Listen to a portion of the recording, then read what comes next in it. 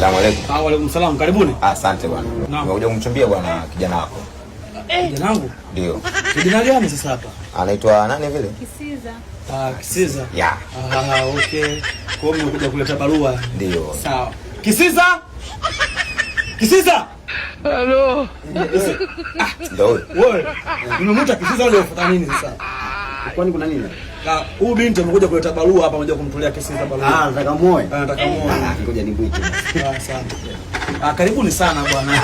Nimefurahi kuona. Hii jambo la neema hili. Ila Kisiza mwenyewe akasema unaona aibu.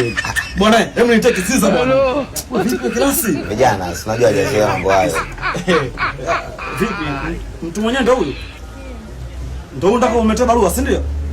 Kisiza, kuna barua imekuja hapa, binti amekuja kuleta barua kwako. Nataka mambo fulani.